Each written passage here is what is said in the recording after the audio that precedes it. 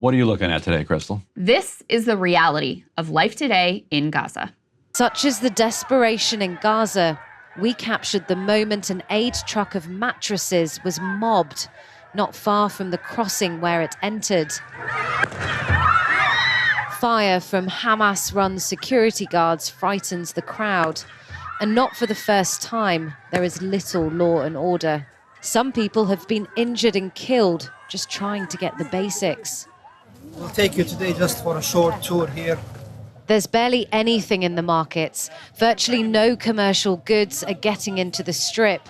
About 500 trucks a day used to enter to meet the needs of its people.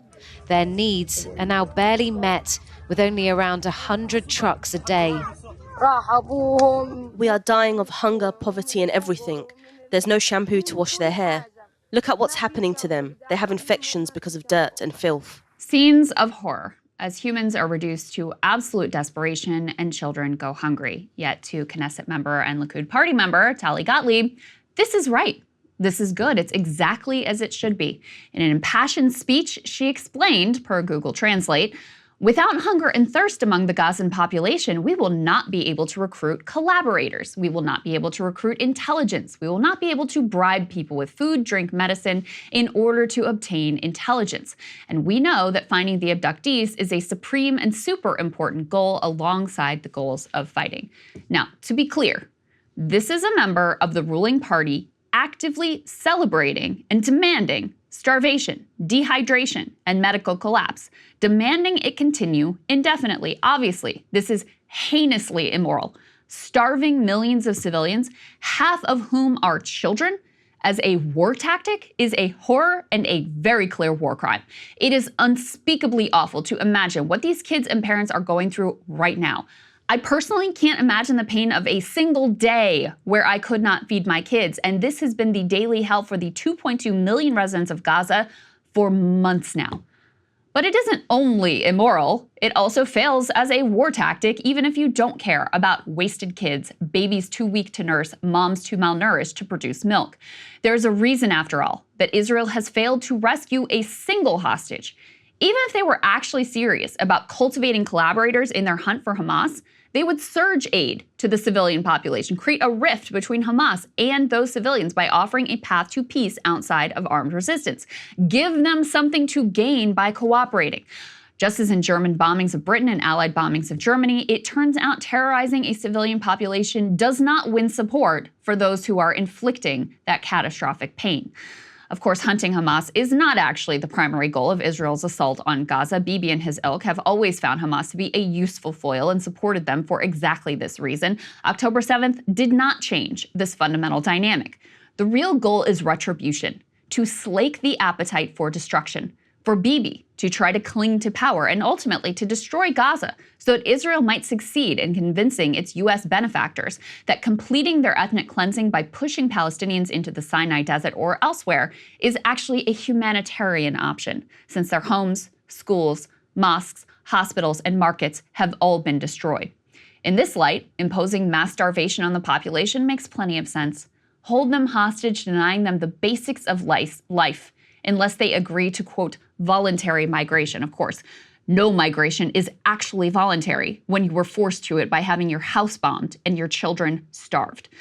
Now, at the beginning of their assault on Gaza, Israel announced they would be imposing a medieval-style siege on the whole area. Defense Minister Yoav Gallant famously now, infamously I should say, announced, "I have ordered a complete siege on the Gaza Strip. There will be no electricity, no food, no fuel. Everything is closed," adding, "We are fighting human animals and we are acting accordingly," just in case the genocidal intent was not clear from the actions. Israel, with help from Egypt, has long controlled what goes in and what comes out of the Gaza Strip and used caloric rationing, in other words, hunger, as a method of control. But what has unfolded over the past several months has been something else entirely. A new UN report spells out the incredibly dire situation. Half of Gaza's population is now starving. 90% report they regularly go without eating a single meal in a day.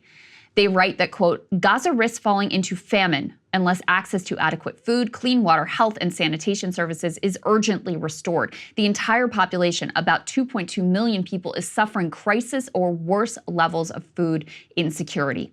Food is not readily available. Any food that can be found for sale is outrageously priced and completely unaffordable for nearly all. Going out to search for food means risking your life. Only 1 out of 25 World Food Program contracted bakeries remains in operation. Israel has razed farmland and destroyed orchards, meaning that even without the threat of bombings, the Strip has no ability to generate its own food. Aid workers have been targeted in Israeli attacks. More have been killed in this war than in any other war in the history of the UN. Isaac Chotiner actually just interviewed Arif Hussein. He's chief economist of the UN's World Food Program, and he put the crisis in blunt terms. Quote, I have been doing this for the past 2 decades. I've been to all kinds of conflicts, all kinds of crises, and for me, this is unprecedented because of 1, the magnitude, the scale, the entire population of a particular place. 2nd, the severity, and 3rd, the speed at which this is happening, at which this has unfolded is unprecedented. In my life, I've never seen anything like this in terms of severity, in terms of scale, and then in terms of speed. He went on to attempt to put in context how the starvation in Gaza compares to the starvation that is occurring in the rest of the world. He says, if you look globally, worldwide right now, there are about 129,000 people who are in IPC phase 5, meaning a catastrophic type of hunger. 129,000. In Gaza, there are 577,000. That means 80% of the people, or 4 out of 5 people in famine or a catastrophic type of hunger, are in Gaza right now. This is also what makes it unprecedented. Now, according to Tali Gottlieb, who we heard from earlier, this is to be celebrated, to be encouraged. The terror, the hunger pains, the disease that feast on wasted bodies and compromised immune systems. But make no mistake, although Biden may not come out and say such brazenly horrifying things, he is actually a much bigger monster than Tali Gottlieb. By blocking a ceasefire, shipping the weapons that blows up those bakeries, providing Bibi diplomatic cover to continue this assault, Joe Biden is directly architecting this famine, keeping food from the mouths of babies by the hundreds of thousands. I guess at least Tali is being honest in her depraved inhumanity. And Ryan, this is something you have pointed out from the beginning. Hey guys, if you want to see what I had to say to Krystal's monologue, not just this one, all of them, going back to the very beginning, become a premium subscriber today, breakingpoints.com.